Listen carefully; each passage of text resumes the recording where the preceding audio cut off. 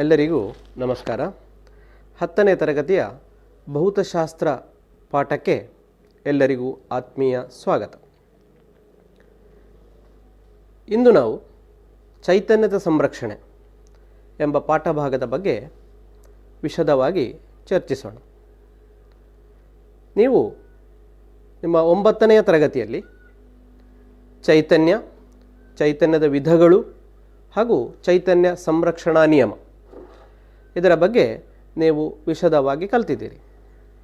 ಆ ಬಗ್ಗೆ ಒಮ್ಮೆ ಮೆಲುಕು ಹಾಕೋಣ. ಏನು ಈ ಚೈತನ್ಯ ಅಂತ ಹೇಳಿದರೆ? ಕೆಲಸವನ್ನು ಮಾಡುವ ಸಾಮರ್ಥ್ಯ.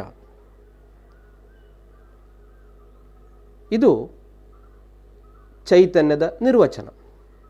ಯಾವುದಕ್ಕೆ ಕೆಲಸವನ್ನು ಮಾಡುವ ಸಾಮರ್ಥ್ಯವಿದೆಯೋ ಅದನ್ನು ನಾವು ಚೈತನ್ಯ ಮೂಲ ಎಂಬುದಾಗಿ ಹೇಳ್ತೇವೆ.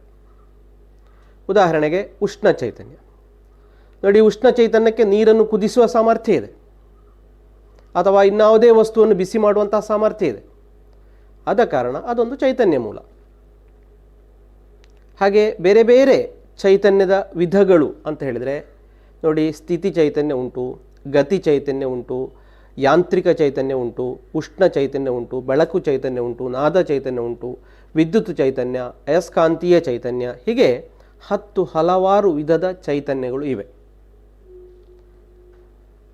ಇನ್ನು ಚೈತನ್ಯದ ಸಂರಕ್ಷಣಾ ನಿಯಮ ಏನು ಹೇಳ್ತದೆ? ಪ್ರಪಂಚದಲ್ಲಿರುವ ಒಟ್ಟು ಚೈತನ್ಯವು ಸ್ಥಿರವಾಗಿದೆ. ಚೈತನ್ಯವನ್ನು ಉಂಟು ಮಾಡಲು ಸಾಧ್ಯ ಇಲ್ಲ, ನಾಶ ಮಾಡಲು ಸಾಧ್ಯ ಇಲ್ಲ. ಬದಲಾಗಿ ಅದನ್ನು ಒಂದು ರೂಪದಿಂದ ಇನ್ನೊಂದು ರೂಪಕ್ಕೆ ಬದಲಾಯಿಸಲು ಮಾತ್ರ ಸಾಧ್ಯ ಎಂಬುದಾಗಿ ಹೇಳ್ತದೆ. ಇದು ಚೈತನ್ಯದ ಸಂರಕ್ಷಣಾ ನಿಯಮ. ಇಷ್ಟು ವಿಚಾರಗಳನ್ನು ನೀವು ಈ ಹಿಂದಿನ ತರಗತಿಗಳಲ್ಲಿ ನೀವು ಕಲ್ತಿದ್ದೀರಿ. ಏನು ಈ ಚೈತನ್ಯದ ಸಂರಕ್ಷಣೆ ಅಂದರೆ ಏನು ನೋಡಿ? ದಿನನಿತ್ಯದ ನಮ್ಮ ಚಟುವಟಿಕೆಗೆ ನಮಗೆ ಚೈತನ್ಯದ ಅವಶ್ಯಕತೆ ಇದೆ. ಬೆಳಗ್ಗೆ ಎದ್ದು ಸಂಜೆವರೆಗೆ ಆಗುವಾಗ ನಾವು ಅದೆಷ್ಟೋ ವಿಧದ ಚೈತನ್ಯವನ್ನು ಬಳಸ್ತೇವೆ. ಬೆಳಗ್ಗೆ ಎದ್ದ ಹಾಗೆ ಬೆಳಕು ಬೇಕು, ನಾವು ವಿದ್ಯುತ್ ಚೈತನ್ಯವನ್ನು ಉಪಯೋಗಿಸ್ತೇವೆ. ಅದೇ ರೀತಿ ನೀರನ್ನು ಬಿಸಿ ಮಾಡಬೇಕು, ಉಷ್ಣ ಚೈತನ್ಯದ ಅವಶ್ಯಕತೆ ಇದೆ. ಅದೇ ರೀತಿ ಅಡುಗೆ ಕೆಲಸಕ್ಕೆ ನಮಗೆ ಇಂಧನದ ಅವಶ್ಯಕತೆ ಇದೆ, ಅದು ನಾವು LPG ಅನ್ನು ನಾವು ಉಪಯೋಗಿಸಬಹುದು. ಹೀಗೆ ನಮ್ಮ ಬೆಳಗ್ಗಿನಿಂದ ಸಂಜೆಯ ತನಕ ನಾವು ಹಲವಾರು ವಿಧದ ರೂಪದ ಚೈತನ್ಯವನ್ನು ಉಪಯೋಗಿಸ್ತೇವೆ. ಈ ಚೈತನ್ಯದ ಬಳಕೆ ಹಿಂದಿನ ಕಾಲದಲ್ಲಿ ಇದ್ದ ಹಾಗೆ ಈಗಿನ ಕಾಲದಲ್ಲಿ ಉಂಟೋ ಎಂಬುದಾಗಿ ಚರ್ಚಿಸೋಣ. ನೋಡಿ, ಸುಮಾರು 50 ವರ್ಷಗಳ ಹಿಂದೆ ನಾವು ಹೇಗಿದ್ದೆವು, ನಮ್ಮ ಜೀವನ ಹೇಗಿತ್ತು, ಅದೇ ಶೈಲಿಯ ಜೀವನ ಇಂದಾಗಿದೆಯಾ ಅಂತ ಹೇಳಿ ನೋಡೋಣ. ನೋಡಿ, ಆವತ್ತು ಜನಸಂಖ್ಯೆ ಕಡಿಮೆ ಇತ್ತು, ಮೂಲ ಸೌಕರ್ಯಗಳು ಇಷ್ಟು ಅಭಿವೃದ್ಧಿ ಆಗಲಿಲ್ಲ. ಸಂಚಾರಕ್ಕೆ ನಾವು ಎತ್ತಿನ ಗಾಡಿಯನ್ನು, ಕುದುರೆ ಗಾಡಿಯನ್ನು ಬಳಸ್ತಿದ್ದೆವು. ಆದರೆ ಇಂದು ಹಾಗಲ್ಲ. ಇಂದು ಜನಸಂಖ್ಯೆಯಲ್ಲಿ ಹೆಚ್ಚಳ ಉಂಟಾಗಿದೆ, ಅವರಿಗೆ ಬೇಕಾದ ಮೂಲ ಸೌಕರ್ಯಗಳು ಹೆಚ್ಚಾಗಿವೆ. ಆಧುನಿಕ ತಂತ್ರಜ್ಞಾನವನ್ನು ಉಪಯೋಗಿಸಿ ಮಾರ್ಗಗಳು, ಕಟ್ಟಡಗಳು ಮತ್ತು ಇನ್ನಿತರ ಆಧುನಿಕ ವ್ಯವಸ್ಥೆಗಳು ಬಂದಿವೆ. ನಾವು ಎತ್ತಿನ ಗಾಡಿಯ ಬದಲಾಗಿ ವಾಹನಗಳನ್ನು ಉಪಯೋಗಿಸ್ತಾ ಇದ್ದೇವೆ. ಅದೇ ರೀತಿ ಪಟ್ಟಣಗಳಲ್ಲಿ ಮೆಟ್ರೋ ರೈಲುಗಳು ಬಂದಿವೆ. ಆದರೆ ಈಗ ಇಂಧನದ ಉಪಯೋಗ ಅಥವಾ ಚೈತನ್ಯದ ಉಪಯೋಗ ನಮಗೆ ಹೆಚ್ಚಾಗಿದೆ. ಆವತ್ತು ಉಪಯೋಗಿಸುತ್ತಿದ್ದಂತಹ ಚೈತನ್ಯ ಅಲ್ಲ ಇಂದು ನಾವು ಉಪಯೋಗಿಸುತ್ತಿರುವಂಥದ್ದು. ಹಾಗಿದ್ರೆ ಒಂದು ದೇಶದ ಅಭಿವೃದ್ಧಿಯನ್ನು ಅಳೆಯುವಂಥದ್ದು ಅಲ್ಲಿ ಉಪಯೋಗಿಸಲ್ಪಡುವ ವಿದ್ಯುತ್ ಚೈತನ್ಯದಿಂದ ಆಗಿದೆ. ಹಾಗಾಗಿ ವಿದ್ಯುತ್ ಚೈತನ್ಯದ ಉಪಯೋಗ ಎಷ್ಟು ಜಾಸ್ತಿ ಉಂಟೋ ಅಷ್ಟು ಆ ದೇಶ ಅಭಿವೃದ್ಧಿ ಹೊಂದಿದೆ ಅಂತ ಹೇಳಿ ಲೆಕ್ಕ ಹಾಕಲಾಗ್ತದೆ. ಹಾಗಿದ್ರೆ ಈಗ ಚೈತನ್ಯದ ಮೂಲಗಳು ಯಾವುದೆಲ್ಲ ಅಂತ ಹೇಳಿ ನಾವು ಒಂದು ವಿಮರ್ಶೆ ಮಾಡೋಣ. ನೋಡಿ, ಎಲ್ಲಕ್ಕಿಂತ ಮುಖ್ಯವಾಗಿ ಸೂರ್ಯ, ಚೈತನ್ಯದ ಅತಿ ಪ್ರಮುಖವಾದಂತಹ ಮೂಲ ಸೂರ್ಯ. ಸೂರ್ಯನಿಂದ ಬೆಳಕು ಮತ್ತು ಉಷ್ಣ ರೂಪದಲ್ಲಿ ನಮಗೆ ಚೈತನ್ಯದ ಲಭ್ಯ ಆಗ್ತದೆ. ಆಮೇಲೆ ಇಂಧನಗಳು, ಆಮೇಲೆ ವಿದ್ಯುತ್ ಉತ್ಪಾದನಾ ಕೇಂದ್ರಗಳು, ಇವೆಲ್ಲ ಚೈತನ್ಯದ ಮೂಲಗಳಾಗಿವೆ. ಇವುಗಳನ್ನು ನಾವು ಒಂದೊಂದಾಗಿ ಪರಿಶೋಧಿಸುವ. ಮೊದಲಿಗೆ ಇಂಧನಗಳು. ಏನು ಇಂಧನಗಳು ಅಂತ ಹೇಳಿದರೆ, ಆಕ್ಸಿಜನ್ನೊಂದಿಗೆ ಸಂಯೋಗ ಹೊಂದಿ ಉಷ್ಣ ಚೈತನ್ಯವನ್ನು ಬಿಡುಗಡೆ ಮಾಡುವ ಯಾವುದೇ ಒಂದು ವಸ್ತುವನ್ನು ನಾವು ಇಂಧನ ಎಂಬುದಾಗಿ ಹೇಳ್ತೇವೆ. ನಮಗೆ ಗೊತ್ತಿರುವಂತಹ ಹಲವಾರು ಇಂಧನಗಳು ಇವೆ. ನೋಡಿ, ಕಟ್ಟಿಗೆ ಒಂದು ಇಂಧನ, ಸೀಮೆ ಎಣ್ಣೆ ಒಂದು ಇಂಧನ, ಹಾಗೆ LPG ಒಂದು ಇಂಧನ. ಹಾಗಾಗಿ ಈ ಇಂಧನಗಳನ್ನು ನಾವು ಘನ, ದ್ರವ, ಅನಿಲ ಎಂದು ಮೂರಾಗಿ ವಿಂಗಡಿಸಿ ಅವುಗಳನ್ನು ಪಟ್ಟಿ ಮಾಡುವ. ಯಾವುದೆಲ್ಲ? ಘನ ಇಂಧನಗಳು, ದ್ರವ ಇಂಧನಗಳು ಮತ್ತು ಅನಿಲ ಇಂಧನಗಳು ಅಂಥೇಳಿ. ಘನ ಇಂಧನಗಳಲ್ಲಿ ಯಾವುದೆಲ್ಲ ಬರ್ತವೆ ಅಂಥೇಳಿ ನೋಡುವ. ನೋಡಿ, ಕಟ್ಟಿಗೆ ಒಂದು, ಆಮೇಲೆ ಬೆರಣಿ. ಬೆರಣಿ ಅಂತ ಹೇಳಿದರೆ ಸೆಗಣಿಯನ್ನು ತಟ್ಟಿ ಒಣಗಿಸಿ ಸಿಗುವಂಥದ್ದು ಬೆರಣಿ. ಕೆಲವು ಹಳ್ಳಿಗಳಲ್ಲಿ ಇಂದಿಯೂ ಕೂಡ ಅದನ್ನು ಇಂಧನವಾಗಿ ಉಪಯೋಗಿಸ್ತಾ ಇದ್ದಾರೆ. ಆಮೇಲೆ ಕಲ್ಲಿದ್ದಲು, ಘನ ಇಂಧನಗಳು. ಇನ್ನು ದ್ರವ ಇಂಧನಗಳಲ್ಲಿ ಏನೆಲ್ಲ ಬರ್ತದೆ? ಸೀಮೆ ಎಣ್ಣೆ, ಪೆಟ್ರೋಲ್, ಡೀಸೆಲ್ ಇತ್ಯಾದಿಗಳು.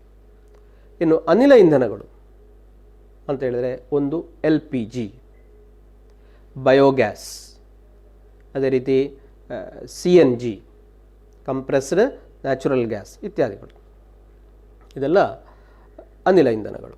ಹಾಗಾಗಿ ನಾವೀಗ ಇಂಧನಗಳನ್ನು ಮೂರಾಗಿ ವಿಂಗಡಿಸಿದೆವು. ನಮಗೆ ಗೊತ್ತಿರುವಂತಹ ಇಂಧನಗಳನ್ನು ಮೂರು ವಿಧಗಳಾಗಿ ವಿಂಗಡಿಸಿ, ಒಂದು ಘನ, ದ್ರವ ಮತ್ತೊಂದು ಅನಿಲ ಇಂಧನ ಅಂತ ಹೇಳಿ. ಇನ್ನು ಇಂಧನಗಳು ಉರಿಯುವಾಗ ಚೈತನ್ಯದ ಬಿಡುಗಡೆ ಆಗ್ತದೆ ಅಂತೇಳಿ ನಾವು ಹೇಳಿದೆವು. ಎಲ್ಲ ಸಂದರ್ಭದಲ್ಲಿ ಒಂದೇ ಹಾಗೆಯಾ ಅಂತ ಹೇಳಿ ನೋಡು. ನಾವು ಇದಕ್ಕಾಗಿ ಒಂದು ಸಣ್ಣ ಪ್ರಯೋಗವನ್ನು ಮಾಡಿ ನೋಡು. ನೋಡಿ, ಈ ಪ್ರಯೋಗಕ್ಕಾಗಿ ನಾನು 3 ಕಾಗದದ ತುಂಡುಗಳನ್ನು ತೆಗೆದುಕೊಂಡಿದ್ದೇನೆ. ಈ ಕಾಗದಗಳ ವಿಶೇಷತೆ ಏನು ಅಂತ ಕೇಳಿದರೆ, ಅವುಗಳು ಸಮಾನ ವಿಸ್ತೀರ್ಣವನ್ನು ಹೊಂದಿವೆ. ನೋಡಿ, ಇದು ಮತ್ತು ಇದು, ಹಾಗೆ ಮೂರನೇದು, ಹಾಗೆ ಮೂರನೇದು, 1 2 3. ಇನ್ನು ಒಂದನೇ ಕಾಗದ ಬಿಡಿಸಿ ಉಂಟು, ಎರಡನೇ ಕಾಗದವನ್ನು ನಾನು ಮಡಚ್ತೇನೆ.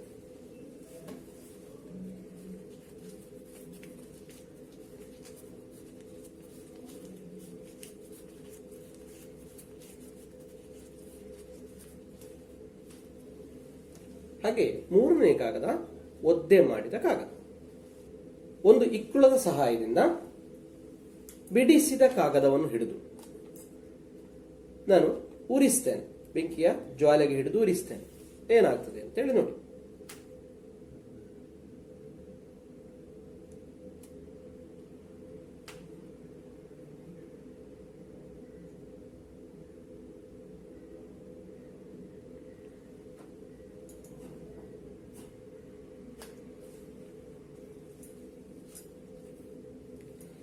ಏನಾಯಿತು? ಅದು ಒಳ್ಳೆ ಪ್ರಕಾಶಮಾನವಾಗಿ ಉರಿಯಿತು, ಹೊಗೆ ಕಡಿಮೆ. ಇನ್ನು ಎರಡನೆಯದಾಗಿ ನಾವು ಮುದುಡಿದ ಕಾಗದವನ್ನು ಇಕ್ಕುಳದ ಸಹಾಯದಿಂದ ಹಿಡಿದು ಉರಿಸ್ತೇವೆ.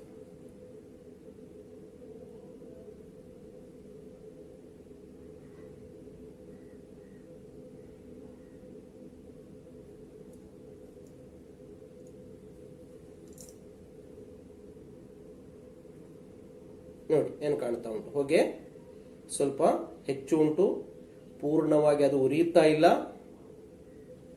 ಅಂತ ಹೇಳಿ ನಾವು ಗಮನಿಸಬಹುದು. ಇನ್ನು ನೋಡಿ, ಇದು ಒದ್ದೆ ಮಾಡಿದ ಕಾಗದ. ಇದು ನೋಡಿ,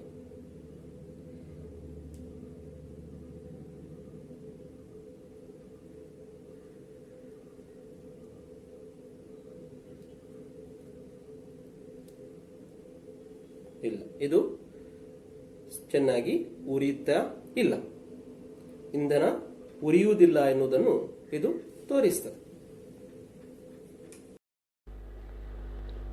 ನಾವೀಗ ಮಾಡಿದ ಪ್ರಯೋಗದ ನಿರೀಕ್ಷಣೆಗಳನ್ನು ದಾಖಲಿಸುವ. ನೋಡಿ, 3 ಕಾಲಮ್ ಬೇಕು. ಒಂದು ಬಿಡಿಸಿದ ಕಾಗದ, ಇನ್ನೊಂದು ಮುದುಡಿದ ಕಾಗದ, ಆಮೇಲೆ ಒದ್ದೆ ಮಾಡಿದ ಕಾಗದ. ಬಿಡಿಸಿದ ಕಾಗದ ಉರಿಯುವಾಗ ಏನು ಕಂಡೆವು ನಾವು? ಚೆನ್ನಾಗಿ ಉರಿಯಿತು, ಹೊಗೆ ಇಲ್ಲ ಅಂತೇಳಿ ಹೇಳ್ಬೋದು, ಅಥವಾ ತೀರಾ ಕಡಿಮೆ ಅಂತೇಳಿ ಬರಿಬೋದು. ಎರಡನೇದು ಮುದುಡಿದ ಕಾಗದ, ಅಸಮರ್ಪಕವಾಗಿ ಉರಿದಿದೆ, ಅಂದರೆ ಪೂರ್ತಿ ಉರಿಲಿಲ್ಲ, ಹೊಗೆ ಅಧಿಕವಾಗಿತ್ತು. ಇನ್ನು ಒದ್ದೆ ಮಾಡಿದ ಕಾಗದ, ಒದ್ದೆ ಮಾಡಿದ ಕಾಗದ ತೀರಾ ಕಡಿಮೆ ಉರಿದದ್ದು, ಹೊಗೆ ಅತ್ಯಂತ ಹೆಚ್ಚಾಗಿತ್ತು, ಅತ್ಯಂತ ಹೆಚ್ಚು ಹೊಗೆ. ಇದು ಪ್ರಯೋಗದ ನಿರೀಕ್ಷಣೆ. ಹಾಗಾಗಿ ಒಂದು ಘನ ಇಂಧನ ಆಗಿದ್ರೆ, ಅದೊಂದು ಉತ್ತಮ ಇಂಧನ ಆಗಬೇಕು ಅಂತೇಳಿ ಆದರೆ ಏನೆಲ್ಲ ಅಂಶಗಳು ಬೇಕು ನೋಡಿ? ಒಂದನೇದು, ಇಂಧನ ಒಣಗಿರಬೇಕು. ಎರಡನೇದು, ಅದರ ಮೇಲ್ಮೈ ವಿಸ್ತೀರ್ಣ ಅಧಿಕವಾಗಿರಬೇಕು. ಮೂರನೆಯದ್ದು, ಉರಿಯುವಾಗ ಸಾಕಷ್ಟು ಪ್ರಮಾಣದಲ್ಲಿ ಆಕ್ಸಿಜನ್ ಲಭ್ಯವಾಗಬೇಕು. ನಾಲ್ಕನೆಯದಾಗಿ, ಅದು ಉರಿಯುವಿಕೆಗೆ ಅಗತ್ಯವಾದ ಉಷ್ಣತೆಗೆ ತಲುಪಬೇಕು. ಆದರೆ ಘನ ಇಂಧನ ಒಂದು ಉತ್ತಮ ಇಂಧನ ಆಗಬೇಕು ಅಂತ ಹೇಳಿ ಆದರೆ ಇದಿಷ್ಟು ವಿಚಾರಗಳು ಬೇಕು. ಒಂದು ಸಂಪೂರ್ಣ ಉರಿಯುವಿಕೆಯ ವಿಶೇಷತೆಗಳು ಏನು ಅಂತ ಹೇಳಿ ನೋಡುವ. ನಾವು ಮೊದಲನೇ ಹಂತದ ಪ್ರಯೋಗದಲ್ಲಿ ಒಣಗಿದ ಕಾಗದ ಬಿಡಿಸಿ ಉರಿಸಿದೆವು. ಆಗ ಆ ಕಾಗದ ಸಂಪೂರ್ಣವಾಗಿ ಉರಿಯಿತು, ಒಳ್ಳೆಯ ಪ್ರಕಾಶಮಾನವಾಗಿ ಉರಿಯಿತು ಅಂತ ಹೇಳಿದರೆ ಅಲ್ಲಿ ಇಂಧನವು ಸಂಪೂರ್ಣವಾಗಿ ಚೈತನ್ಯವಾಗಿ ಮಾರ್ಪಟ್ಟಿದೆ ಅಂತೇಳಿ ಅರ್ಥ. ಕಾರ್ಬನ್ ಮತ್ತು ಕಾರ್ಬನ್ ಮೊನಾಕ್ಸೈಡ್ಗಳ ಉತ್ಪಾದನೆ ಇಲ್ಲ, ತೀರಾ ಕಡಿಮೆ ಅಂತೇಳಿ ಅರ್ಥ. ಏನು ಆಂಶಿಕ ಉರಿಯುವಿಕೆಯ ಸಂದರ್ಭಗಳು ಹಾಗೂ ಅದರ ಪರಿಣಾಮಗಳು ಏನು ಅಂತೇಳಿ ನೋಡು. ನೋಡಿ, ನಮ್ಮ ಎರಡನೆಯ ಮತ್ತು ಮೂರನೆಯ ಪ್ರಯೋಗದಲ್ಲಿ, ಅಂದರೆ ಮುದುಡಿದ ಕಾಗದ ಮತ್ತು ಒದ್ದೆ ಕಾಗದ ಉರಿಯುವಾಗ ಅಲ್ಲಿ ಆಂಶಿಕ ಉರಿಯುವಿಕೆ ಉಂಟಾಯಿತು ಅಂತ ಹೇಳಿದರೆ ಇಂಧನ ಪೂರ್ಣವಾಗಿ ಉರಿಲಿಲ್ಲ. ಇದರ ಅರ್ಥ ಏನು? ಅಲ್ಲಿ ಉಂಟಾದ ಚೈತನ್ಯ ಕಡಿಮೆ, ಉತ್ಪತ್ತಿಯಾಗುವಂತಹ ಚೈತನ್ಯದ ಪ್ರಮಾಣ ಕಡಿಮೆ. ಮಾತ್ರ ಅಲ್ಲ, ಕಾರ್ಬನ್ ಮತ್ತು ಕಾರ್ಬನ್ ಮೊನಾಕ್ಸೈಡ್ಗಳ ಉತ್ಪಾದನೆ ಹೆಚ್ಚಾಯಿತು. ಆ ಸಂದರ್ಭದಲ್ಲಿ ಏನಾಗ್ತದೆ? ಕಾರ್ಬನ್ನ ಉತ್ಪಾದನೆ, ಕಾರ್ಬನ್ ಮತ್ತು ಕಾರ್ಬನ್ ಮೊನಾಕ್ಸೈಡ್ಗಳ ಉತ್ಪಾದನೆ ಹೆಚ್ಚಾಗ್ತದೆ. ಇಂಧನವು ಪೂರ್ಣವಾಗಿ ಉರಿಯುವುದಿಲ್ಲ. ಹಾಗೆ ಈ ಆಂಶಿಕ ಉರಿಯುವಿಕೆಯ ಪರಿಣಾಮಗಳು ಏನು? ಇಂಧನ ನಷ್ಟ ಉಂಟಾಗ್ತದೆ. ಇಂಧನವು ಸಂಪೂರ್ಣವಾಗಿ ಉರಿಯುವುದಿಲ್ಲ, ಆದ ಕಾರಣ ಇಂಧನ ನಷ್ಟ ಉಂಟಾಗ್ತದೆ. ಇಂಧನ ನಷ್ಟದಿಂದಾಗಿ ಚೈತನ್ಯ ಉತ್ಪಾದನೆ ಕಡಿಮೆ ಆಗ್ತದೆ, ಹಾಗಾಗಿ ಚೈತನ್ಯ ನಷ್ಟವೂ ಉಂಟಾಗ್ತದೆ. ಅಷ್ಟು ಮಾತ್ರ ಅಲ್ಲ, ಕಾರ್ಬನ್ ಮೊನಾಕ್ಸೈಡ್ ಮತ್ತು ಕಾರ್ಬನ್ ಅಂದರೆ ಮಸಿಯ ಉತ್ಪಾದನೆ ಆಗುವ ಕಾರಣ, ಹೊಗೆಯ ಉತ್ಪಾದನೆ ಆಗುವ ಕಾರಣ ವಾಯು ಮಾಲಿನ್ಯಕ್ಕೆ ಇದು ಕಾರಣವಾಗ್ತದೆ. ಆದ್ದರಿಂದ ಮನೆಗಳಲ್ಲಿ ನಾವು ಹೊಗೆ ರಹಿತ ಒಲೆಗಳನ್ನು ಅಳವಡಿಸುವುದರ ಉದ್ದೇಶ ಏನು ಅಂತ ಹೇಳಿ ನಿಮಗೆ ಈ ಪ್ರಯೋಗದಿಂದ ಅರ್ಥ ಆಗಿರಬಹುದು. ಇಂಧನ ಕ್ಷಮತೆ ಹೆಚ್ಚಿಸುವುದು ಅದರ ಉದ್ದೇಶವಾಗಿದೆ. ಅಸ್ತ್ರ ಒಲೆ ಇತ್ಯಾದಿಗಳನ್ನೆಲ್ಲ ನೀವು ಕೇಳಿರಬಹುದು. ಈ ಅಸ್ತ್ರ ಒಲೆಯನ್ನು ಉಪಯೋಗಿಸುವುದರ ಉದ್ದೇಶವೇ ಇಷ್ಟು, ಹೆಚ್ಚು ಇಂಧನ ಕ್ಷಮತೆ ಅಂದರೆ ಕಡಿಮೆ ಇಂಧನದಿಂದ ಹೆಚ್ಚು ಚೈತನ್ಯವನ್ನು ಪಡೆಯುವುದು ಮತ್ತು ವಾಯು ಮಾಲಿನ್ಯ ರಹಿತಗೊಳಿಸುವುದು ಇದರ ಉದ್ದೇಶವಾಗಿದೆ. ಮುಂದೆ ನಾವು ಪಳೆಯುಳಿಕೆ ಇಂಧನಗಳ ಬಗ್ಗೆ ನೋಡುವ. ಏನು ಪಳೆಯುಳಿಕೆ ಇಂಧನಗಳು ಅಂತ ಹೇಳಿದರೆ ನೋಡಿ, ಸಾವಿರಾರು ವರ್ಷಗಳ ಹಿಂದೆ ಭೂಮಿಯಲ್ಲಿ ಜೀವಿಸಿದ್ದ ಸಸ್ಯಗಳು ಮತ್ತು ಪ್ರಾಣಿಗಳು ಭೂಮಿಯ ಅಡಿಭಾಗಕ್ಕೆ ಹೋಗಿ ಆಕ್ಸಿಜನ್ನಿಂದ, ಅಂದರೆ ಕಾರಣಾಂತರದಿಂದ ಭೂಮಿ ಅಡಿಭಾಗಕ್ಕೆ ಹೇಗೆ ಹೋಯಿತು ಅಂತ ಹೇಳಿದರೆ ಇದು ಭೂಕಂಪ ಇತ್ಯಾದಿಗಳಿರಬಹುದು. ಅಡಿಭಾಗಕ್ಕೆ ಬಿದ್ದು ಆಕ್ಸಿಜನ್ ರಹಿತವಾಗಿ ಅವುಗಳು ಕೊಳೆಯುವಿಕೆಗೆ ಒಳಗಾಗುವುದರ ಮೂಲಕ ಪಳೆಯುಳಿಕೆ ಇಂಧನಗಳು ಉಂಟಾಗ್ತವೆ. ಇಲ್ಲಿ ಸಸ್ಯ ಶರೀರದ ಭಾಗಗಳು ಕಲ್ಲಿದ್ದಲಾಗಿಯೂ ಪ್ರಾಣಿ ಶರೀರದ ಭಾಗಗಳು ಪೆಟ್ರೋಲಿಯಂ ಉತ್ಪನ್ನಗಳಾಗಿಯೂ ಬದಲಾಗ್ತವೆ. ಈ ಪಳೆಯುಳಿಕೆ ಇಂಧನಗಳಲ್ಲಿ ನಾವು ಘನ ಇಂಧನ ಉಂಟು, ದ್ರವ ಇಂಧನಗಳುಂಟು, ಹಾಗೆ ಅನಿಲ ಇಂಧನಗಳುಂಟು. ಕಲ್ಲಿದ್ದಲಿನ ಘಟಕಗಳು ಯಾವುದು ಅಂತ ಹೇಳಿ ನೋಡುವ. ಇದನ್ನು ನಾವು ಮೂರಾಗಿ ಪಟ್ಟಿ ಮಾಡುವ. ಕಲ್ಲಿದ್ದಲು, ಆಮೇಲೆ ಪೆಟ್ರೋಲಿಯಂ, ಆಮೇಲೆ ಪ್ರಾಕೃತಿಕ ಅನಿಲ. ಅವುಗಳಿಗೆ ಕೆಲವೊಂದು ಉದಾಹರಣೆಗಳನ್ನು ನೋಡು. ಕಲ್ಲಿದ್ದಲು, ಕೋಕ್ ಒಂದು ಇಂಧನ, ಅದೇ ರೀತಿ ಬಿಟುಮಿನಸ್ ಕೋಲ್, ಲಿಗ್ನೈಟ್ ಇತ್ಯಾದಿಗಳು ಕಲ್ಲಿದ್ದಲಿನಿಂದ ಸಿಗುವಂತಹ ಕೆಲವೊಂದು ಇಂಧನಗಳು. ಆಮೇಲೆ ಪೆಟ್ರೋಲಿಯಂನಿಂದ ಸಿಗುವಂತಹ ಇಂಧನಗಳು ಯಾವುದೆಲ್ಲ ಅಂತ ಕೇಳಿದರೆ ಸೀಮೆಎಣ್ಣೆ, ಪೆಟ್ರೋಲ್, ಡೀಸೆಲ್ ಇತ್ಯಾದಿ. ಆಮೇಲೆ ಪ್ರಾಕೃತಿಕ ಅನಿಲ, ಅದರಲ್ಲಿ ಕಂಪ್ರೆಸ್ಡ್ ನ್ಯಾಚುರಲ್ ಗ್ಯಾಸ್ CNG ಮತ್ತು ಇನ್ನೊಂದು LNG ಲಿಕ್ವಿಫೈಡ್ ನ್ಯಾಚುರಲ್ ಗ್ಯಾಸ್. ಹಾಗೆ ಈ ಮೂರು ರೀತಿಯವುಗಳು ಪಳೆಯುಳಿಕೆ ಇಂಧನಗಳು. ಇವುಗಳಲ್ಲಿ ಮೊದಲಿಗೆ ನಾವು ಕಲ್ಲಿದ್ದಲನ್ನು ನೋಡುವ. ಏನು ಕಲ್ಲಿದ್ದಲು ಅಂತ ಹೇಳಿದರೆ, ಕಲ್ಲಿದ್ದಲನ್ನು ಭೂಮಿಯಿಂದ ಅಗೆದು, ಭೂಮಿಯ ಅಡಿಭಾಗದಿಂದ ಅಗೆದು ತೆಗೆಯಲಾಗ್ತದೆ. ಇದು ಒಂದು ಪಳೆಯುಳಿಕೆ ಇಂಧನ. ಇದು ಸಸ್ಯ ಶರೀರದ ಭಾಗವಾಗಿದೆ, ಘನ ರೂಪದಲ್ಲಿ ಲಭ್ಯ ಆಗ್ತದೆ. ಕಲ್ಲಿದ್ದಲಿನ ಮುಖ್ಯ ಘಟಕಗಳು ಅಂತ ಹೇಳಿದರೆ ಪೀಟ್, ಲಿಗ್ನೈಟ್, ಬಿಟುಮಿನಸ್ ಕೋಲ್ ಹಾಗೂ ಆಂಥ್ರಸೈಟ್ ಅಂತ ಹೇಳಿದರೆ ಇದು 4 ವಿಧದ ಕಲ್ಲಿದ್ದಲು, ಕೋಲ್ ಅಂತ ಹೇಳಿದರೆ ಪೀಟಿನಲ್ಲಿ ಕೋಲಿನ ಪ್ರಮಾಣ ಅಥವಾ ಕಲ್ಲಿದ್ದಲಿನ ಪ್ರಮಾಣ ಸ್ವಲ್ಪ ಕಡಿಮೆ, ಒಂದು 60% ಆದಷ್ಟು ಇರುತ್ತದೆ. ಲಿಗ್ನೈಟ್ನಲ್ಲಿ ಇದಕ್ಕಿಂತ ಹೆಚ್ಚು, ಬಿಟುಮಿನಸ್ ಕೋಲ್ನಲ್ಲಿ ಮತ್ತೂ ಹೆಚ್ಚು. ಹಾಗೆಯೇ ಆಂಥ್ರಸೈಟ್ಗೆ ಆಗುವಾಗ ಅದು 80ರಿಂದ 90% ಕೂಡ ಕಲ್ಲಿದ್ದಲಿನ ಪ್ರಮಾಣ ಇರ್ತದೆ. ಹಾಗೆ ಕಲ್ಲಿದ್ದಲಿನ ಪ್ರಮಾಣಕ್ಕೆ ಅನುಸರಿಸಿ, ಅಂದರೆ ಅದರಲ್ಲಿರುವಂತಹ ಕೋಲ್ ಪ್ರಮಾಣಕ್ಕೆ ಅನುಸರಿಸಿ ಅವುಗಳನ್ನು 4 ವಿಂಗಡಿಸಿದ್ದಾರೆ: ಪೀಟ್, ಲಿಗ್ನೈಟ್, ಬಿಟುಮಿನಸ್ ಕೋಲ್ ಹಾಗೂ ಆಂಥ್ರಸೈಟ್ ಅಂತ ಹೇಳಿ.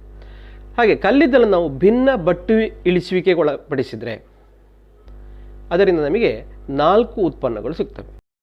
ಕಲ್ಲಿದ್ದಲನ್ನು ವಾಯುವಿನ ಸಂಪರ್ಕ ಇಲ್ಲದೆ ಭಿನ್ನ ಬಟ್ಟು ಇಳಿಸುವಿಕೆಗೆ ಒಳಪಡಿಸಿದರೆ ಅದರಿಂದ ನಮಗೆ 4 ಉತ್ಪನ್ನಗಳನ್ನು ಪಡೆಯಬಹುದು. ಯಾವುದೆಲ್ಲ ಅಂತ ಕೇಳಿದರೆ ಕೋಲ್ಟಾರ್, ಕೋಲ್ ಗ್ಯಾಸ್, ಕೋಕ್ ಹಾಗೂ ಅಮೋನಿಯಾ ಅಂತ ಹೇಳಿ. ಇನ್ನೊಂದು ಪಳೆಯುಳಿಕೆ ಇಂಧನ ಅಂತ ಹೇಳಿದರೆ ಅದು ಪೆಟ್ರೋಲಿಯಂ ಉತ್ಪನ್ನಗಳು. ಈ ಪೆಟ್ರೋಲಿಯಂ ಉತ್ಪನ್ನಗಳಲ್ಲಿ ಮುಖ್ಯವಾಗಿ 3 ವಿಧದ ಅನಿಲ ಇಂಧನಗಳನ್ನು ನಾವು ಉಪಯೋಗಿಸ್ತೇವೆ.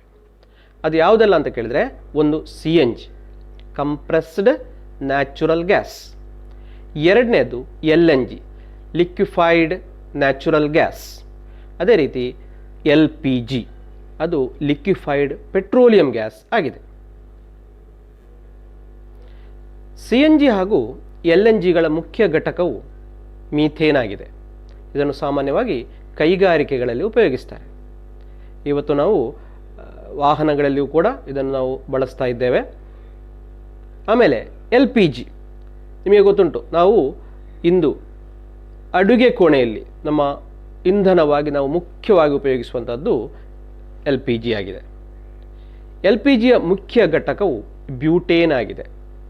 ಆದರೆ LPGಗೆ ನಿಜವಾಗಿಯೂ ವಾಸನೆ ಇಲ್ಲ, ಆದರೆ ಅದು ಸ್ವಲ್ಪ ಸೋರುವಿಕೆ ಉಂಟು ಅಂತೇಳಿ ಆದರೆ ನಮಗೊಂದು ವಾಸನೆಯ ಅನುಭವವಾಗ್ತದೆ.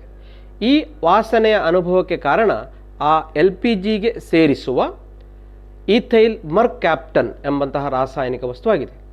ಇದರ ಸೇರಿಸುವ ಉದ್ದೇಶವೂ ಅಷ್ಟೇ ಸುರಕ್ಷತೆಯ ದೃಷ್ಟಿಯಿಂದ ಮಾತ್ರ ಅಂತ ಹೇಳಿದರೆ ಸೋರುವಿಕೆ ಉಂಟು ಅಂತ ಹೇಳಿ ತಕ್ಷಣ ನಮ್ಮ ಗಮನಕ್ಕೆ ಬರುವುದಕ್ಕೆ ಬೇಕಾಗಿ ನಾವು LPGಯೊಂದಿಗೆ ಈಥೈಲ್ ಮರ್ಕ್ಯಾಪ್ಟನನ್ನು ಉಪಯೋಗಿಸುವಂಥದ್ದು. ಇನ್ನು LPGಯ ಸುರಕ್ಷತೆಯ ಬಗ್ಗೆ ನಾವು ಸ್ವಲ್ಪ ತಿಳಿದುಕೊಳ್ಳೋಣ. LPG ಸಿಲಿಂಡರ್ ನಾವು ಗಮನಿಸಿದರೆ ಅಲ್ಲಿ ಒಂದು ಅಂಕೆಯನ್ನು ಹಾಕಿರ್ತಾರೆ. ಏನು? ಒಂದು ಇಂಗ್ಲಿಷ್ ಲೆಟರ್ನ ಜೊತೆಯಲ್ಲಿ ಒಂದು ಅಂಕೆ. ಉದಾಹರಣೆಗೆ A24 ಅಂಥೇಳಿ ಬರೆದಿದ್ದಾರೆ ಅಂತ ಇಟ್ಕೊಳ್ಳೋಣ. ಸಿಲಿಂಡರ್ನ ಹ್ಯಾಂಡಲ್ನ ಸಮೀಪದ ನಾವು ಕಾಣಬಹುದು.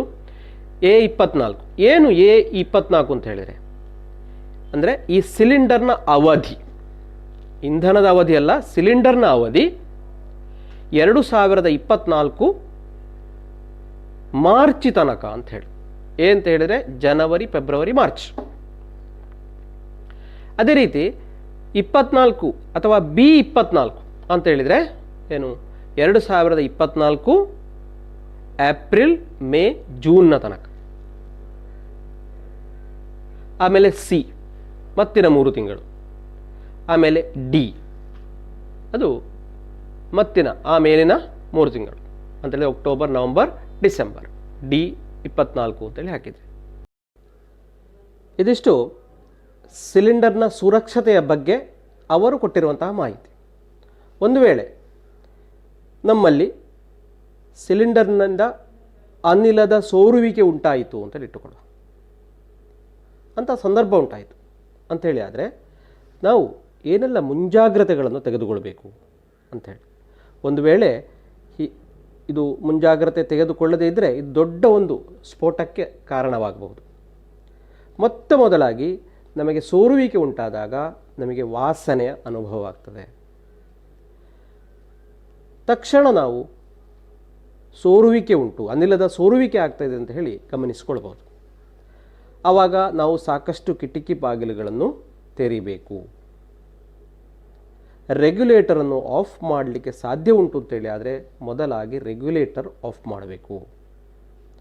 ಯಾವುದೇ ಸ್ವಿಚ್ಗಳನ್ನು ಬಳಸಬಾರದು, ಆನ್ ಆಫ್ ಮಾಡಬಾರದು. ಆಮೇಲೆ ಸಾಧ್ಯವಾದರೆ ಸಿಲಿಂಡರನ್ನು ದೂರಕ್ಕೆ ಅಂದರೆ ಮನೆಯಿಂದ ಹೊರಕ್ಕೆ ನಾವು ತೆಗೆದುಕೊಂಡು ಹೋಗಬೇಕು. ಯಾವಾಗಲೂ ರೆಗ್ಯುಲೇಟರ್ ಆನ್ ಅಂದರೆ ಸ್ಟವನ್ನು ಆನ್ ಮಾಡಿದ ಸ್ಥಿತಿಯಲ್ಲಿ ಇಟ್ಟು ರೆಗ್ಯುಲೇಟರ್ನ ಆನ್ ಮಾಡಬಾರ್ದು. ಮೊದಲು ರೆಗ್ಯುಲೇಟರ್ ಆನ್ ಮಾಡಿ ಆಮೇಲೆ ರಬ್ಬರ್ ಟ್ಯೂಬ್ನಲ್ಲಿ ಏನಾದರೂ ಸೋರುವಿಕೆ ಉಂಟು ಅಂತೇಳಿ ಆದರೆ ಅದರ ಅನುಭವ ನಮಗೆ ಮೊದಲಾಗ್ತದೆ. ಆಮೇಲೆ ನಾವು ಸ್ಟವನ್ನು ಆನ್ ಮಾಡಬೇಕು. ಅಂದರೆ ಸೋರುವಿಕೆ ಇಲ್ಲ ಅಂತ ಹೇಳಿ ಖಚಿತಪಡಿಸಿದ ನಂತರವೇ ನಾವು ಯಾವಾಗಲೂ ಸ್ಟವನ್ನು ಆನ್ ಮಾಡಬೇಕು. ಒಂದು ವೇಳೆ ಕೋಣೆಯೊಳಗೆ ಉಷ್ಣತೆ ಹೆಚ್ಚಾಯಿತು ಅಥವಾ ಬಿಸಿ ಆಯಿತು ಅಂತೇಳಿ ಆದರೆ ಸಿಲಿಂಡರ್ನ ಒಳಗೆ ಇರುವ ಅನಿಲ ಏನಾಗ್ತದೆ ಅಂತ ಕೇಳಿದರೆ ಸಿಲಿಂಡರ್ ಬಿಸಿ ಆಗ್ತದೆ, ಸಿಲಿಂಡರ್ನ ಒಳಗಿನ ಅನಿಲ ಬಿಸಿ ಆಗ್ತದೆ, ಅದು ಎಕ್ಸ್ಪಾನ್ಷನ್ ಆಗ್ತದೆ. ಸಾಮಾನ್ಯ 250 ಪಟ್ಟು ಹೆಚ್ಚು ವಿಕಾಸ ಹೊಂದುವಂತಹ ಸಾಮರ್ಥ್ಯ ಆ ಅನಿಲಕ್ಕೆ ಇದೆ. ಇದರಿಂದಾಗಿ ದೊಡ್ಡ ಸ್ಫೋಟವೇ ಉಂಟಾಗಬಹುದು. ಹಾಗಾಗಿ LPGಯ ವಿಷಯವಾಗಿ ನಾವು ಬಹಳಷ್ಟು ಜಾಗ್ರತೆ ವಹಿಸಬೇಕು. ಅದರ ಸೋರುವಿಕೆಯನ್ನು ಆರಂಭದ ಹಂತದಲ್ಲೇ ಪತ್ತೆ ಹಚ್ಚಿ ನಾವು ಅದಕ್ಕಿರುವಂಥ ಮುಂಜಾಗ್ರತೆಯನ್ನು ತೆಗೆದುಕೊಳ್ಳುವುದು ಅತೀ ಪ್ರಾಮುಖ್ಯವಾಗಿದೆ. ನೋಡಿ, ಇನ್ನೊಂದು ಪ್ರಧಾನ ಇಂಧನ ಮೂಲ ಅಂತ ಹೇಳಿದರೆ ಅದು ಬಯೋಮಾಸ್. ಹಿಂದಿನ ಕಾಲದಲ್ಲಿ ನಾವು ಕಟ್ಟಿಗೆಯನ್ನು ಉರಿಸ್ತಾ ಇದ್ದೆವು, ಇಂಧನಕ್ಕಾಗಿ ಕಟ್ಟಿಗೆಯನ್ನು ಉಪಯೋಗಿಸ್ತಾ ಇದ್ದೆವು. ಅದೇ ರೀತಿ ಸಗಣಿಯನ್ನು ತಟ್ಟಿ ಒಣಗಿಸಿ ಬೆರಣಿಯನ್ನಾಗಿಸಿ ಅದನ್ನು ನಾವು ಇಂಧನವಾಗಿ ಉಪಯೋಗಿಸ್ತಾ ಇದ್ದೆವು. ಆದರೆ ಅವುಗಳನ್ನು ಹಾಗೆಯೇ ಉರಿಸುವುದರಿಂದ ಏನಾಗ್ತದೆ ಅಂತ ಕೇಳಿದರೆ ಹೊಗೆ ಅಧಿಕವಾಗಿ ವಾಯು ಮಾಲಿನ್ಯ ಹೆಚ್ಚಾಗ್ತದೆ. ಹಾಗಾಗಿ ಇಂದಿನ ದಿನಗಳಲ್ಲಿ ನಾವೇನು ಮಾಡ್ತೇವೆ ಅಂತ ಕೇಳಿದರೆ ಇಂತಹ ಸಸ್ಯಜನ್ಯ ಹಾಗೂ ಪ್ರಾಣಿಜನ್ಯ ಅಂದರೆ ತ್ಯಾಜ್ಯಗಳನ್ನು ನಾವು ವಾಯುವಿನ ಸಂಪರ್ಕ ಇಲ್ಲದೆ ಬ್ಯಾಕ್ಟೀರಿಯಾಗಳ ಸಹಾಯದಿಂದ ಕೊಳೆಯಿಸಿ ಅದರಿಂದ ಅನಿಲವನ್ನು ಪಡೆದು ಆ ಅನಿಲವನ್ನು ಇಂಧನವಾಗಿ ಉಪಯೋಗಿಸುವಂತಹ ಕ್ರಮ ಇದೆ. ಅದನ್ನು ನಾವು ಬಯೋಮಾಸ್ ಎಂಬುದಾಗಿ ಕರೀತೇವೆ. ಬಯೋಗ್ಯಾಸ್, ಬಯೋಮಾಸ್ನಿಂದ ಸಿಗುವಂಥದ್ದು ಬಯೋಗ್ಯಾಸ್. ಬಯೋಗ್ಯಾಸಿನ ಮುಖ್ಯ ಘಟಕವು ಮೀಥೇನ್ ಆಗಿದೆ. ಇಲ್ಲಿಯೂ ಕೂಡ ಹೊಗೆ ಅಥವಾ ವಾಯು ಮಾಲಿನ್ಯ, ಕಾರ್ಬನ್ ಮೊನಾಕ್ಸೈಡ್ ಹಾಗೂ ಹೊಗೆಯ ಉತ್ಪತ್ತಿ ಕಡಿಮೆಯಾಗಿರುವುದರಿಂದ ವಾಯು ಮಾಲಿನ್ಯ ಇಲ್ಲ, ದಕ್ಷತೆಯು ಕೂಡ ಹೆಚ್ಚಾಗಿದೆ, ಹೆಚ್ಚು ಉಷ್ಣವನ್ನದು ನಮಗೆ ಒದಗಿಸ್ತದೆ. ಮುಂದಿನ ಭಾಗ ಇಂಧನ ದಕ್ಷತೆ. ಏನು ಈ ಇಂಧನ ದಕ್ಷತೆ ಅಂತ ಹೇಳಿದರೆ, ನೋಡಿ, ನಾವು ಒಂದು ದಿನದ ನಮ್ಮ ಉಪಯೋಗಕ್ಕೆ ಬೇಕಾಗಿ ಕಟ್ಟಿಗೆಯನ್ನು ಉಪಯೋಗಿಸ್ತೇವೆ ಅಂತ ಇಟ್ಟುಕೊಳ್ಳೋಣ. ಅದು ಸಾಮಾನ್ಯವಾಗಿ 10ರಿಂದ 15 ಕಿಲೋದಷ್ಟು ಬೇಕಾಗಬಹುದು. ಒಂದು ಮನೆಯಲ್ಲಿ ಕುಟುಂಬದವರ ಸಂಖ್ಯೆ 4-5 ಆಗಿದ್ದು ಅವರು ಆ ದಿನದ ಅಡುಗೆಗೆ, ಒಂದು ದಿನದ ಅಡುಗೆಗೆ ಕಟ್ಟಿಗೆಯನ್ನು ಉಪಯೋಗಿಸ್ತಾರೆ ಅಂತೇಳಿ ಆದರೆ ಅದು ಸಾಮಾನ್ಯ 10ರಿಂದ 15 ಕಿಲೋದಷ್ಟು ಬೇಕಾಗಬಹುದು. ಅದೇ ನಾವು LPGಯನ್ನು ಉಪಯೋಗಿಸ್ತೇವೆ ಅಂತೇಳಿ ಆದರೆ ಅದರ ಪ್ರಮಾಣ ಅರ್ಧದಿಂದ 1 ಕಿಲೋದಷ್ಟು ಆಗಿರ್ಬೋದು. ಏನು ಈ ವ್ಯತ್ಯಾಸಕ್ಕೆ ಕಾರಣ? ನಾವು ತಿಳಿದುಕೊಳ್ಳಬಹುದು. ಕಟ್ಟಿಗೆ ಉರಿಯುವಾಗ ಬಿಡುಗಡೆಯಾಗುವ ಉಷ್ಣದ ಪರಿಮಾಣ ಮತ್ತು LPG ಉರಿಯುವಾಗ ಬಿಡುಗಡೆಯಾಗುವ ಉಷ್ಣದ ಪರಿಮಾಣದಲ್ಲಿ ಏನು ವ್ಯತ್ಯಾಸ ಇದೆ ಅಂತೇಳಿ. ಅಂದರೆ ಕಟ್ಟಿಗೆಯಲ್ಲಿ ಕಡಿಮೆ, LPGಯಲ್ಲಿ ಅಧಿಕ ಅಂತೇಳಿ ನಾವು ಇದನ್ನು ತಿಳಿದುಕೊಳ್ಬೋದು. ಇದನ್ನೇ ನಾವು ಇಂಧನ ದಕ್ಷತೆ ಎಂಬ ಟರ್ಮಿನಲ್ಲಿ ನಾವು ವಿಜ್ಞಾನದಲ್ಲಿ ಹೇಳುವಂಥದ್ದು. ಒಂದು ಇಂಧನದ ದಕ್ಷತೆಯನ್ನು ಅದರ ಕ್ಯಾಲೋರಿ ಮೌಲ್ಯದಲ್ಲಿ ಹೇಳಲಾಗ್ತದೆ. ಏನು ಈ ಕ್ಯಾಲೋರಿ ಮೌಲ್ಯ ಅಂತ ಹೇಳಿದರೆ, 1 kg ದ್ರವ್ಯರಾಶಿಯ ಇಂಧನವು ಉರಿಯುವಾಗ ಬಿಡುಗಡೆಯಾಗುವ ಉಷ್ಣದ ಪರಿಮಾಣವನ್ನು ನಾವು ಕ್ಯಾಲೋರಿ ಮೌಲ್ಯ ಅಂತೇಳಿ ಹೇಳ್ತೇವೆ. ಈಗ ತಾನೇ ನಾವು ಕಟ್ಟಿಗೆ ಮತ್ತು LPGಯನ್ನು ಹೋಲಿಸುವಾಗ ಕ್ಯಾಲೋರಿ ಮೌಲ್ಯ ಹೆಚ್ಚು ಇದ್ದದ್ದು ಯಾವುದಕ್ಕೆ? LPGಗೆ. ಕಟ್ಟಿಗೆಗೆ ಕ್ಯಾಲೋರಿ ಮೌಲ್ಯ ಕಡಿಮೆ. ಈ ಕ್ಯಾಲೋರಿ ಮೌಲ್ಯವನ್ನು ನಾವು ಕಿಲೋ ಜೂಲ್ಸ್ ಪರ್ kg ಎಂಬ ಅಳತೆಯಲ್ಲಿ ಹೇಳ್ತೇವೆ. ನಿಮ್ಮ ಪುಸ್ತಕದಲ್ಲಿ ಕೆಲವೊಂದು ವಸ್ತುಗಳ ಕ್ಯಾಲೋರಿ ಮೌಲ್ಯವನ್ನು ಕೊಟ್ಟಿದ್ದಾರೆ. ಅದನ್ನೀಗೊಂದು ಪಟ್ಟಿ ಮಾಡುವ. ನೋಡಿ, hydrogen 1,50,000 kilo joules per kg. CNG 50,000 kilo joules per kg. ಬೆರಣಿ 6,000ದಿಂದ 8,000ದವರೆಗೆ kilo joules per kg. LPG 55,000 kilo joules per kg. Biogas 30,000ದಿಂದ 40,000 ಕಿಲೋ ಜೂಲ್ಸ್ ಪರ್ kg. ಕಲ್ಲಿದ್ದಲು 25,000ದಿಂದ 33,000 kilo joules per kg. Petrol 45,000 kilo joules per kg. Methane 50,000 kilo joules per kg. ಹಾಗೆ ಈ ಪಟ್ಟಿಯನ್ನು ನಾವು ವಿಶ್ಲೇಷಿಸುವಾಗ ಅತ್ಯಂತ ಹೆಚ್ಚು ಕ್ಯಾಲೋರಿ ಮೌಲ್ಯ ಇರುವುದು ಯಾವುದಕ್ಕೆ ಮತ್ತು ಅತ್ಯಂತ ಕಡಿಮೆ ಕ್ಯಾಲೋರಿ ಮೌಲ್ಯ ಇರುವುದು ಯಾವುದಕ್ಕೆ? ನೋಡಿ, ಹೈಡ್ರೋಜನಿಗೆ ಅತ್ಯಂತ ಹೆಚ್ಚು ಕ್ಯಾಲೋರಿ ಮೌಲ್ಯ ಇದೆ. ಹಾಗಾಗಿ ಅದೊಂದು ಉತ್ತಮ ಇಂಧನ. ಅತ್ಯಂತ ಕಡಿಮೆ ಕ್ಯಾಲೋರಿ ಮೌಲ್ಯ ಇರುವಂಥದ್ದು ಬೆರಣಿ ಆಗಿದೆ. ಅದರ ಕ್ಯಾಲೋರಿ ಮೌಲ್ಯ 6,000ದಿಂದ 8,000 ಕಿಲೋ ಜೂಲ್ಸ್ ಆಗಿದೆ. ಅಂತೇಳಿದರೆ ಹೆಚ್ಚು ಬೆರಣಿ ಉರಿದಾಗ ಮಾತ್ರವೇ ನಮಗೆ ಹೆಚ್ಚು ಉಷ್ಣ ಚೈತನ್ಯ ಸಿಗಲಿಕ್ಕೆ ಸಾಧ್ಯ. ಹಾಗಾಗಿ ಅದು ಅಷ್ಟು ಉತ್ತಮ ಇಂಧನ ಅಲ್ಲ.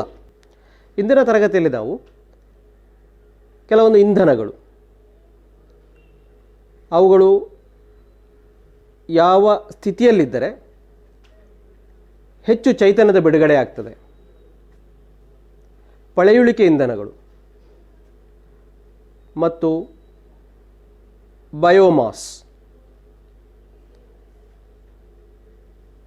ಮತ್ತು ಕ್ಯಾಲೋರಿ ಮೌಲ್ಯ, ಇಂಧನ ದಕ್ಷತೆ, ಇಷ್ಟು ವಿಚಾರವಾಗಿ ನಾವು ಚರ್ಚಿಸೆವು. ಈ ಎಲ್ಲ ವಿಚಾರಗಳನ್ನು ಸೂಕ್ಷ್ಮವಾಗಿ ನಿಮ್ಮ ಡೈರಿಯಲ್ಲಿ ನೀವು ನಮೂದಿಸಬೇಕು. ಮತ್ತೆ ಮುಂದಿನ ತರಗತಿಯಲ್ಲಿ ಭೇಟಿಯಾಗೋಣ. ನಮಸ್ಕಾರ.